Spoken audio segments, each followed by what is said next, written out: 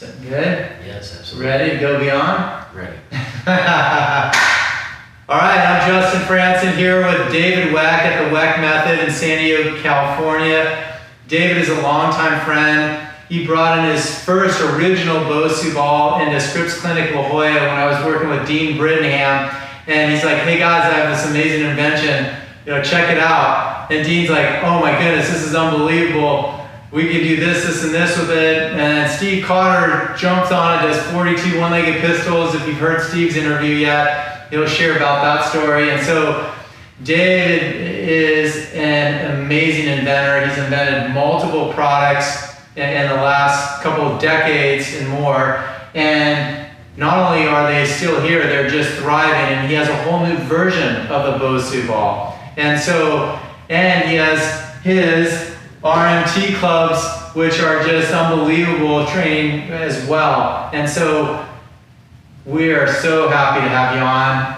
It's so fun for us to go back to our roots. It was when I started training with Dean Brittingham, and you were coming in all the time as well. And so tell us your story. How did you invent the Bosu Ball? Okay, well, it really begins with a lifelong quest to study athletic movement because of my own deficiencies as an athlete. I couldn't be a pro athlete, for example. I was a Division III college football player, so I was always a student of movement.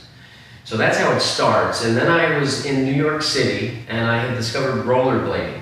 And rollerblading was just bliss because you can literally fly around the city so fast and the entire thing's paved.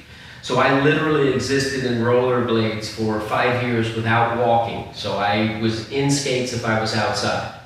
And the result of that is my feet became extremely weak. And when your feet aren't strong, you can't transfer the force to and from the ground efficiently, and up the kinetic chain, there has to be compensation. And so because of that factor, I injured my lower back. And because my feet were so weak and I didn't understand that that was the fundamental issue, I spent a year in chronic pain. Every day my back hurt, and it was a miserable experience. And that's when I had gone through physical therapy, nothing was helping, blah, blah, blah. I discovered the exercise ball, and eventually I started standing on top of that ball as I was progressing the challenges. And that's when I started to have that aha that, oh, my feet are getting strong, my back is feeling better. And there was a direct connection to that equation. Awesome. And the problem was the risk to standing on that ball was so great that you risk breaking your neck in the process of rehabilitating. So after a number of falls off the ball, and sort of contemplating my dilemma, which how do I continue this form of training to fortify my feet, which is making my entire body better, I thought, what if I cut it in half? And it was just this aha moment, and split second later, I'm thinking, wow, this is a huge opportunity. Wow, I can picture millions of them all over the world. And so literally my life took an abrupt turn, so that the next day I went to the hardware store, I built a prototype, it worked the following day, and I was a personal trainer at the time, so I basically trained every client I had, all the way from a 9-year-old to a 86-year-old. And found efficacy with everyone. So it was just a logical path from there that this was going to be my next project. And so I knew that the best way to do it, especially on a low budget, is validate at the top. So my first sale was to the US ski team, because logically it fit into their program extremely well. And then it was the New York Yankees, the LA Lakers, the New Jersey Devils, and the Los Angeles Rams. And they were all the championship teams of the respective leagues and sports. And that led to just doors opening up. And I met Dean Brittingham because I had sold it to the New York Knicks, where his son was a coach. Right. And he said, you have to meet my father Dean with this product. So that was how I met Dean, it's how I met you, it's how I met Steve Cotter. And so that was basically the initial launch, the impetus for it, and then the very beginning with handmade prototypes, and then it was all the other aspects of intellectual property, manufacture, distribution, all marketing, all those factors that you have to really make everything come together to make it succeed. So go back to duct tape, I mean, and the foundation. So, I mean, we had a dozen of his prototypes in our facility for so long, and you know, some of the air would stay in some of them would come out a little bit, and then you just started finding the right distribution manufacturers to make it, and all of a sudden it just all came together. And I was one of the early distributors, I don't know if you recall, but I actually sold quite a few of them at one point, and realized I was more of a service business than and product sales at that time. But I was such a fan of them, we were selling them like crazy. I mean, we'd buy a couple dozen, they'd sell instantly. And so tell us about how the duct tape and how you actually made the first ones, because I remember those ones vividly. Yeah, so basically I took a stability ball and I cut it in half I left sort of an 1.5 inch lip from, so it was 53% of it, and I had a round piece of wood that I discovered I had to put several layers of shellac on it because wood is porous and it will leak air unless you coat it. And then I would wrap the ball, and then I would staple with 200 staples very close to one another so that no one staple put sort of a tearing force on it. And then I would seal that stapled section with glue so that it was sealed and airtight. And the portion of the ball that I had cut had the valve on top of it, and so that's how you inflated it. And then I would protect the edge with a piece of foam and then duct tape it all together. So that was the early prototypes, and I built hundreds of them. Had a little wood shop where I could do them. I hired one of my brother's friends, my younger brother's friends, to help construct them. And so that was, and I knew that was a very short-term solution because you can't scale that, but it was necessary to get the concept off the ground. So it was proof of concept and marketing, because now, I mean, the New York Yankees had 2 units that were duct tape. The Los Angeles Lakers had 3 units that were duct tape, right? but they secured a testimonial and they were using the product. So that was what led to the story behind the marketing of it. Definitely. Yeah. Unbelievable. That's the first time I've heard the whole story. So we're getting some live footage here, going beyond with David Weck and his Bosu Ball invention. Now, one of the things that I was always impressed with David about is that he was such a student of the body, and not only would he invent something, but once you invented it, you actually mastered it. And so David was a master at balance, and so he could stand on this ball any way, any shape or form, with amounts of weight, and upside down, sideways. I mean, every plane that you could possibly go in. And so David would train for hours a day on his products just to really be an ambassador of it. So tell us a little more about how you went into really mastering your product so you could help sell it and share the story behind it. Okay, so basically it starts with the unique properties of this device, the Bosu balance trainer. And really what makes it truly unique is that it provides a stable, unstable surface that's constantly trying to direct you off of center, but the device itself is stable when the platform side is down. And the platform side down with the dome up is what makes it special. You can use it the other way, but the other way, because it's unstable entirely, your nervous system can't completely give over to it. When the dome is up, you can ballistically hit it with full power, and the nervous system is not putting on some protective governor that's bringing tension up in the body. So what you learn to do is you learn to drop all tension and completely load and explode so that it forms the perfect adjunct to the weightlifting and the plyometrics and all that stuff, because what it's doing is it's down regulating the protective reflexes and giving you faster transmission of force, and it fortifies the lower extremities. The feet become extremely strong. The shanks, the calves, and the shins, they just become so strong, and everything becomes coordinated. We have a reflexive grabbing with the fingers and the toes. We come from tree climbers where this is functional.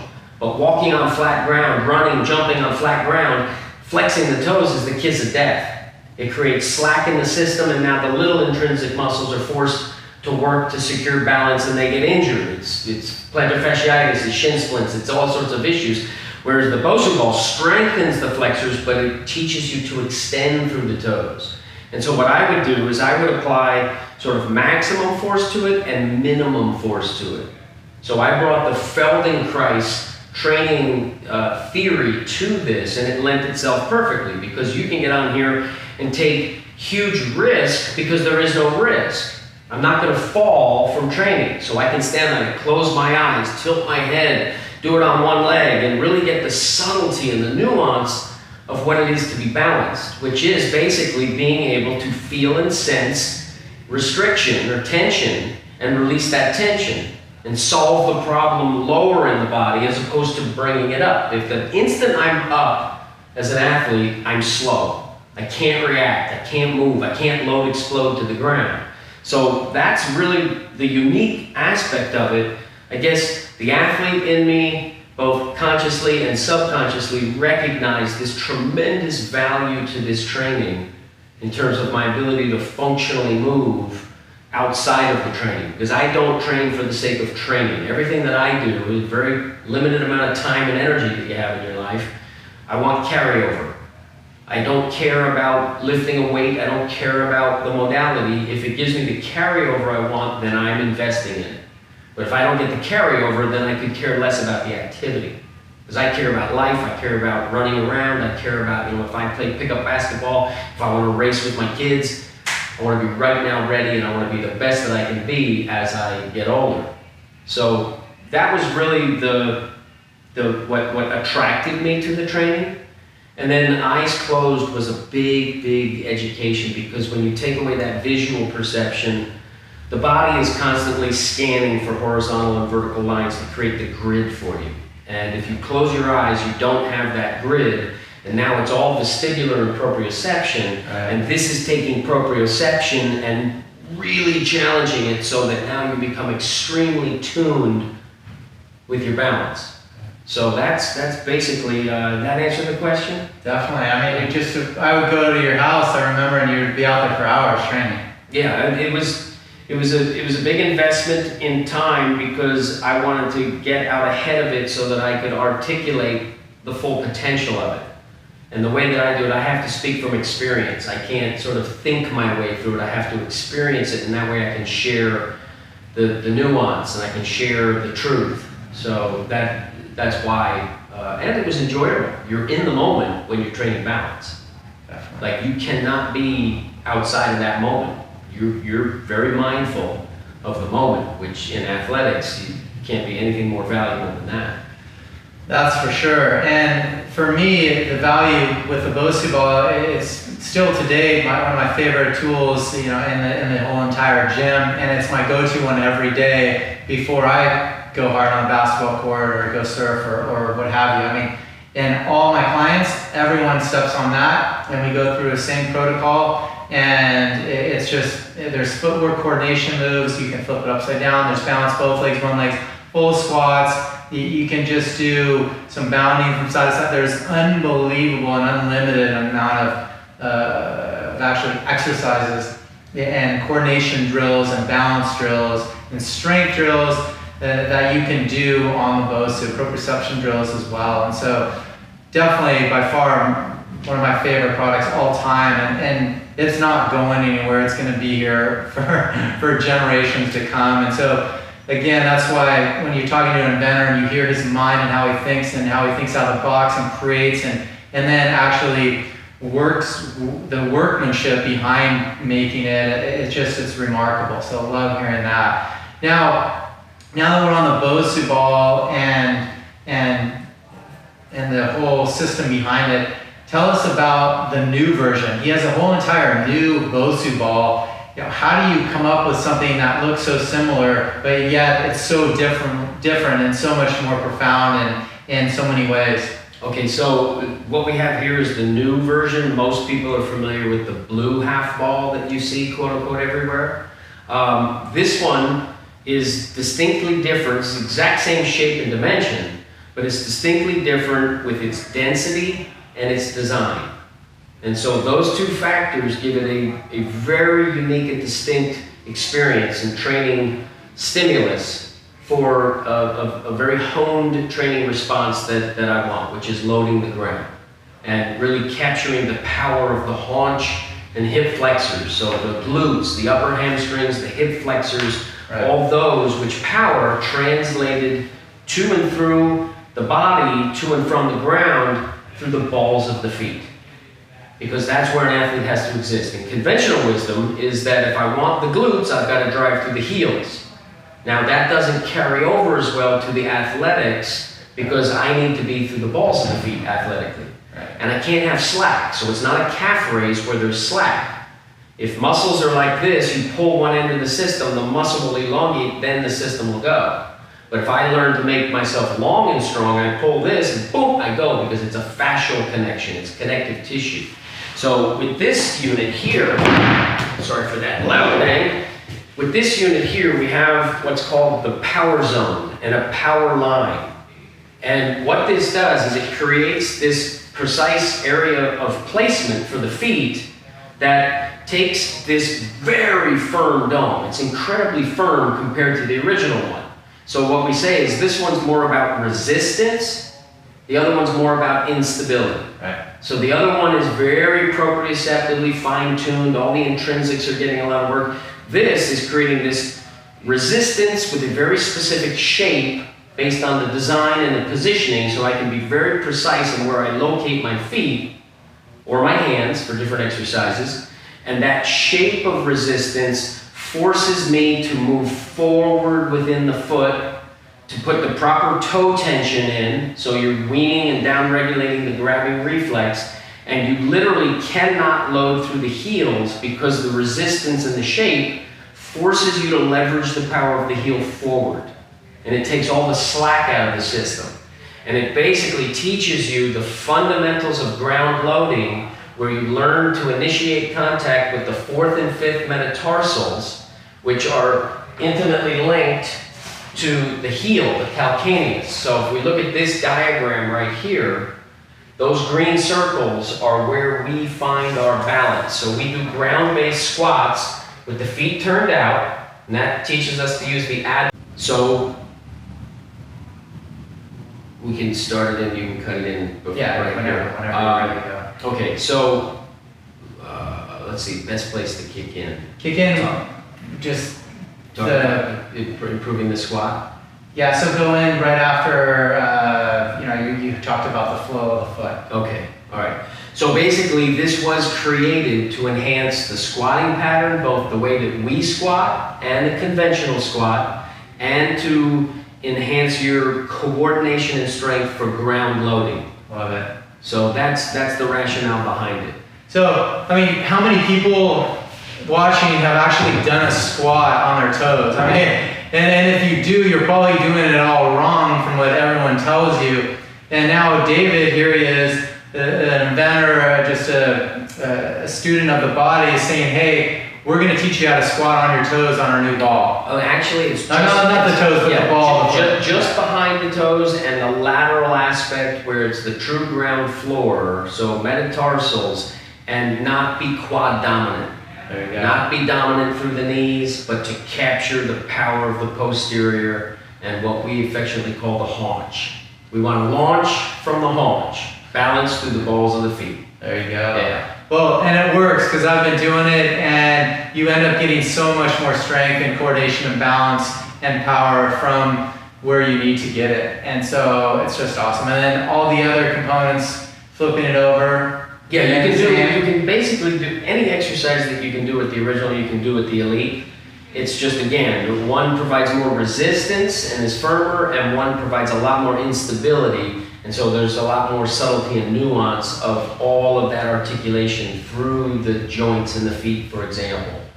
Yeah, we also have a version of a push-up that we call the compression push-up on the elite, that where your intent is to crush to the center, try to pop it, which you'll never do. And that gives you this center line strength, and it's incredible for enhancing your ability to sprint and run, and incredible for someone who wants to learn how to bench press more, so we can prime the bench press. And the primer squat here will add load to your bar for squats, overhead squats, the snatch, basically anything that relies on that squat pattern is instantly improved with the priming. Awesome. Yeah.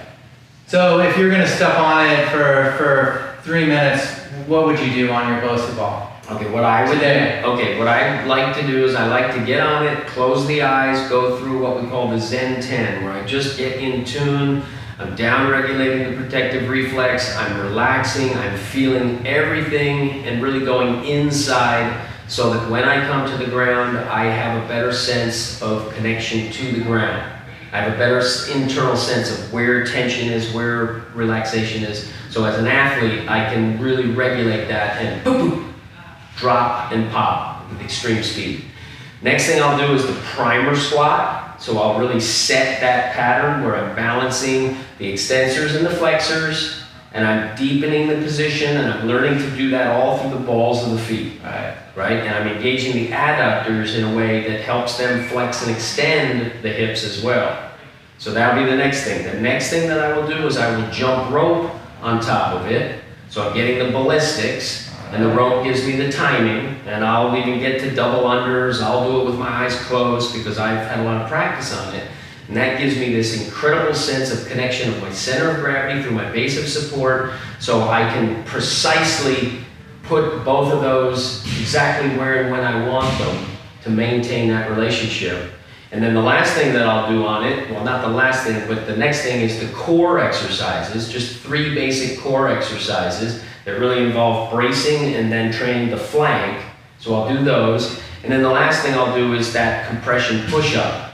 And then it's on to whatever I'm doing. So that is the precise sequence that I use when training with the Bosu Elite. Awesome. All right, now you know what to do. Right. So tell us about some of your other inventions that I've had a chance to train with. The newest one is the RMT Club. Yes. And so tell us how you came about this whole product and what are the benefits from it, what's inside of it, and how do you work with this thing? Okay, so basically club swinging is as old as humanity. So the very first tool / weapon is either a stick or a stone, and you sort of combine the two, you get a club, okay? And this ability to articulate the spiraling motion at the distal extremity is something that's unique to us as humans. We can grasp a stick and we can create long leverage and then incredible speed with it. A great ape can't do that same action. So they're more restricted to this position here. They can't put it here and get that articulation of pronation to supination, which allows us to win in the fight. Okay, that's how the smaller, more intelligent creature can put the bigger, stronger creature in a cage. All right, and then if you light it on fire, an elephant will stand down. So a club is primal. Right. It's the most primal form of exercise that we have. And I've been swinging clubs for more than 20 years, all shapes, sizes, weights, etc. And this one didn't exist. So this one, what makes it special is a combination of features. So it has this soft club head. So it's malleable, and that gives me the ability to not have fear of striking. And as a matter of fact, our MMA fighters will actually bone up the body using it. Inside this club head is a steel shot that shifts. So when we decelerate the club, if it's a mass all solid, I can't put on the brakes as fast. But because I have this shift, I can slam on the brakes and then experience this pulse of power. And athletics is speed, power is speed, so we get that. It also gives us this ability to be very fluid with it and get that tactile feedback and that audible feedback for how fluid you're going. For example, if I go slow, it'll make sound. If I go fast, it'll be centrifugal and out. So I've got that, and it allows me to learn more complex patterns faster. I can teach it to someone where it would take X amount of time, it's X minus some factor when I teach them with this versus a conventional club. And because of all these properties, now I can strike the club. So if you have a padded surface, like our MMA mats or a heavy bag, you can strike with this thing full force and do all of these sort of complex recoveries that gives you many more reps per unit of time than a sledgehammer or a mace. It's much safer, and I can really focus on that coordination of that spiraling movement. So if you're looking at training, it's the best club on the planet for training to get this non-dominant side. When you're training with a club, and we use one club primarily, we have this or this. One feels very natural, the other one feels very awkward at first. So we're constantly going back and forth, and you see you have this relationship to the center line that is asymmetrical. So the non-dominant side now has to be the driver, and the dominant side now has to play the role of the non-dominant side, and that very Dean Brittingham-esque, right? This ambidexterity principle. So the more you train that, the more holistic you become in terms of the connection of the brain to the body, the more sort of surprise successes you have athletically. Like, how did I ever do that? Well, it's because this new baseline of continuity and balance throughout the body, right and left. So it gets very metabolic if we want. We can teach people low cognitive skills where it's like takes you an instant to teach it. They can do it right away, and we can get as complex and integrated, as subtle as you want. It could take years to master. So we say every client, every session, and it doesn't matter if you're a pro athlete, doesn't matter if you're a housewife, this thing is an incredible training tool. Definitely. Now, what's inside it? Because you hear the sound of it, and the counterbalance of weight and acceleration, deceleration, the eccentric strength that you build. What is inside of it to create that? So it is literally a steel shot that looks like little BBs, and that gives us the weight and that shifting dynamic that, like I said, you get that very fast and powerful pulse from eccentric to concentric. And the audible feedback, the tactile feedback of, okay, yes, it's chambered and that's where it is, okay? That you get that sense of timing, balance, rhythm, and then getting similar on both sides, for example. So the steel shot is an integral part of it inside the club. Fantastic. And what are the weights that you offer?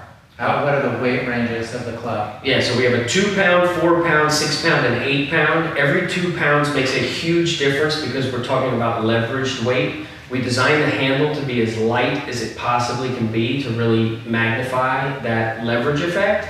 And every 2 pounds is a huge difference. The 2 pounder we'll use some in therapy or some sports specific stuff for pitchers and things where they're gonna go very fast against light resistance. The 4 pounder is our workhorse. Anybody can train with the 4 pounder. That's the one that we recommend. If you're gonna buy one, it's the 4 pounder. 6 pounds is for when you're getting a little bit more continuity in your patterns. Your patterns are very strong, and so you're applying greater resistance, so you can sort of move the 6 at the speed you could move the 4 because you're getting coordinated.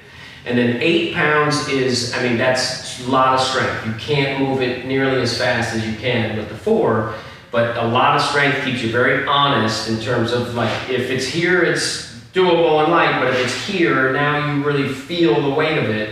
And 8 pounds, because it's really about speed and fluidity is how we train with this. 8 pounds it's as much weight as we could fit into it while maintaining the dynamic property. If we were to put 10 or 12 in it, it would no longer be shifting like that. Fantastic. Yeah. How much martial arts background do you have with the figure 8 movement systems and all the flow that you do with the club training? Quite a bit. So I studied several martial arts, and then what I'll call the root of martial arts. I did a lot of training and do a lot of training with a rope, where I don't jump through the rope, but I learn all of the other patterns that you can do with the rope. And this idea of, I've had amazing teachers through the years as well, and most people are restricted to what's called an A-frame, where they have this positioning. And what you want to do is you want to develop the center line ability to create the V-frame, because now I can cut to the center. And anytime I'm about to be flanked, I can now cut inside to the center and reestablish control of the center.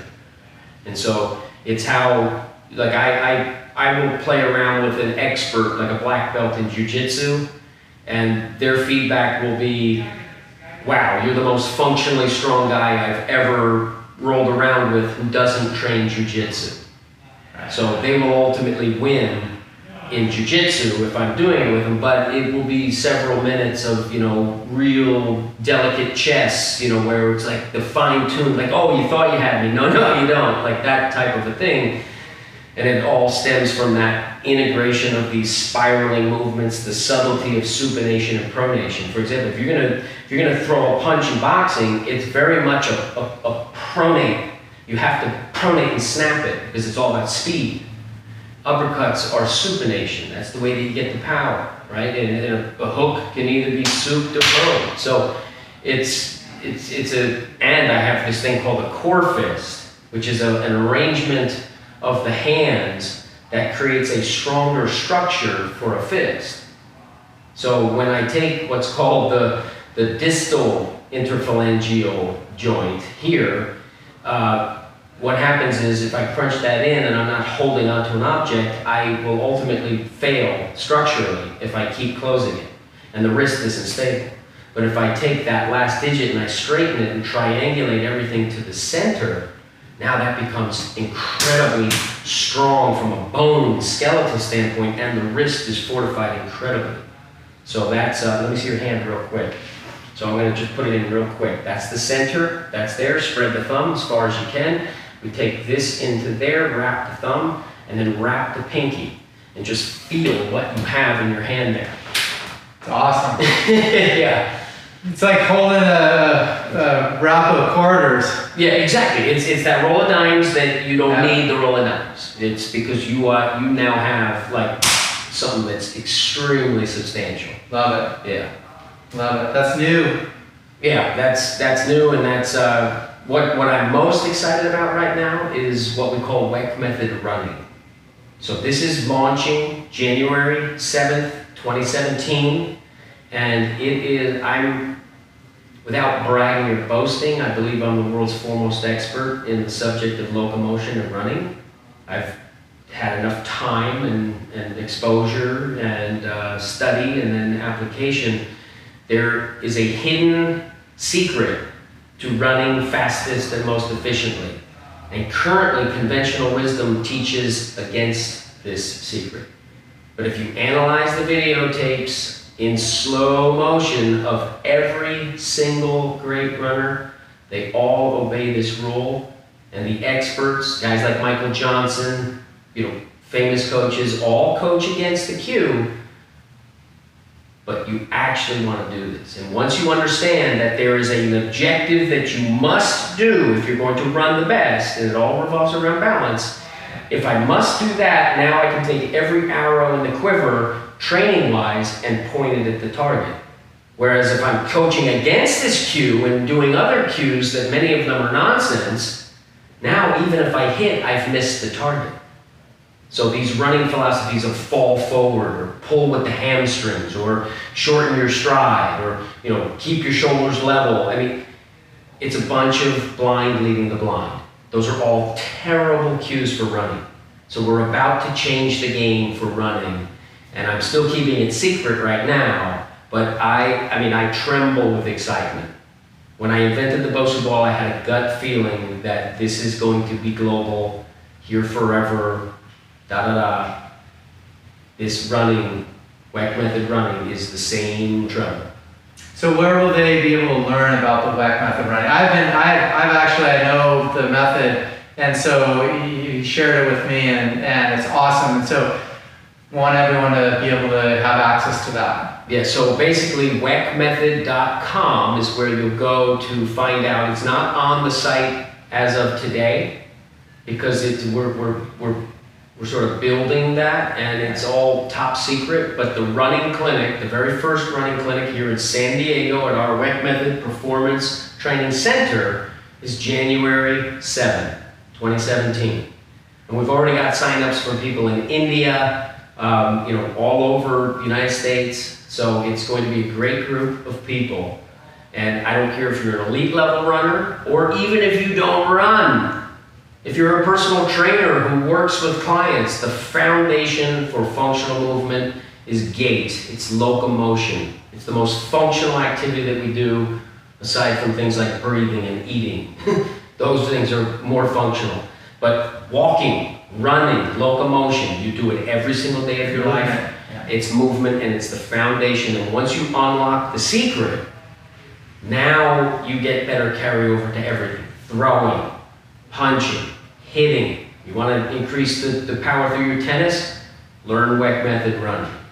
You want to be a better personal trainer for your clients? So January 7 is the launch date. And like I said, I couldn't be more excited. Well, it is exciting because he's bringing something that everyone's missing. You have all these experts analyzing gait and running and being speed coaches, and we've all missed it, and myself included, and I consider myself a speed coach as well. I remember when we had that conversation, and it was, you know, once you sort of, the scrutiny on it is, at first you're skeptical, like, wait a minute. And then it's curious, like, wait a minute, this is starting to make sense. And then it's conversion. It's like, oh my gosh. Like, I've had that response from several people who, you know, who are in the inner circle, like I've shared with you. I've been teaching it wrong. And now we have instant success. You come to the running clinic, you're a better runner that very same day, and you're on the path to constant improvement and honing it to have better balance and strength for locomotion. Very simple. And speed. Speed. That's what I care about. I want to see a 9.58 drop. I want to see a faster time. Yeah. Always push 40s, 60s, 100s, all that. Doesn't matter we the love distance. Doesn't matter the distance. So David and I and Dean and just everyone who's been a student in life about kinesiology, physiology, the body, how it moves, and how to train it, and awareness of everything from posture on down. We all just study video and look at pictures and compare them to guys that got injured versus guys that haven't. And so David's one that has an archives full of videos and pictures that he studied over the years. Well, I learned the skill in college, and my coach in college was absolutely incredible. He was my head coach and my positional coach. And basically he was a defensive genius, and I played defensive back. And the way that I was able to compete above my athletic ability was here. Film analysis. The eye in the sky does not lie. So when you analyze the film, and you can break things down into slow motion, you can rewind, you can go forward, you can see everything. Now when you get on the field, you already know what's going to happen because you've seen the clues. You've seen the little keys and reads that tell the tale of what play's coming next. Right. And when it comes to athletic movement, it is literally impossible to be your best and optimize performance without video analysis. The video analysis in slow motion does not lie. The eye in the sky does not lie. And the naked eye will lie to you. There's a famous case of this back when before we had that stop motion photography, the big debate was, does a racehorse get airborne with all four legs off the ground or not? And you had half the people betting that, oh, I'm certain one of the legs is on the ground the whole time, or you know, at any given point the thing is not in flight. And then you had the other side that said, nah, I think it's in flight. And it was the stop motion photography that showed the horse in flight that made there's no more argument. Opinions don't matter all of a sudden. We have the proof. And you have a case where Tom Tellings, you know, the legendary sprinting coach, he was Carl Lewis's sprinting coach. He's on record as saying, sprinters' heels hit the ground. You cannot sprint without hitting the heel on the ground. Well, guess what? The video reveals otherwise. Usain Bolt runs 100 and the heels don't hit. So having this tool, this technology is absolutely essential, and I don't even trust my naked eye. If I see it, I tell the athlete, well, here's what I think, but I won't know until we break down the footage that I just captured. And that's when we're going to really know what the next instruction is. So it's really, it's an essential tool that if you're a student of the game, you have to use it. Definitely. Yeah. Now, let's backtrack just for a few. We're wanting to cover a lot of his inventions. And so one of the ones that you may not have seen is called the Bosu Ball. It's a reactionary trainer. It's basically 2 balls with a bungee cord in the middle attaching the 2 balls together, and you could do an array of hand-eye coordination drills. And so he shelved it for now. It might come back out, but one of my favorite training tools. Another genius invention by David Weck, and so it just shows when you start to think and really learn about the body, understand all these different tools and techniques. It's for me as an observer watching, it's just amazing to be able to see brilliant minds create inventions and have them as staple products and something that everybody uses. I mean, he's helping more people than you could possibly help on a day-to-day basis just by creating that product. So lots of credit to you. Thank you. The Bosubola was a very Dean Brittenham inspired device because of its ambidextrous nature, and you could work at incredible speeds with it. And get a lot of proprioception between right and left because you're controlling the flight of the ball. And we once put a speed gun on it, and I got it to register higher than 110 miles an hour. Did you really? Snapped it out, snapped it back, and catching it faster than 110 because it registered triple X on the gun stopped at 110 because nobody's pitching faster than 110. So that to give you an idea of the speeds that you could get with this thing. Right. Now, it's very skill dependent. Right. And I always say that if Duncan had invented the yo-yo, in the next millennium after 2000, he would have failed launching the yo-yo because kids play with their thumbs now, they don't play with their bodies, and it's very skill dependent. So, the yo-yo is a product that sold 100 million or more. I don't know how many units through the life of the product, and it's a staple, it's here forever kind of a thing, but it sells a heck of a lot less units now than it did back in the heyday when you didn't have video games to compete with it. And the Bosubola sort of, didn't have that advantage. It was launched in the video game era when kids don't play the same way. And since its return is more subtle, it's not something that someone's going to invest the time in to really get proficient with it.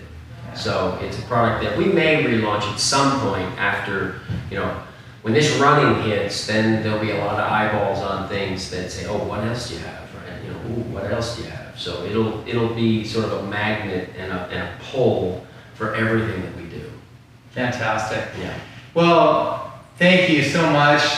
We are running out of time. You are going to be able to chat with David Weck live right after this, so don't go anywhere. And make sure you jump on and get his new Weck Method Bosu Ball, his club, and check out his running course. It is just phenomenal. We're so excited to have a brilliant mind in our decade, really keeping on, taking everyone, going beyond in their day-to-day lives, as David's done with his, and helping more people than we could ever imagine with the products that he's created. So, pleasure. Thank you so much. Thank you very much, Justin. Yeah, I really appreciate it. And if you need anything at all, you have any questions, you contact Mary at weckmethod.com. That's Mary, M-A-R-Y, at weckmethod.com, and she'll be able to help you out.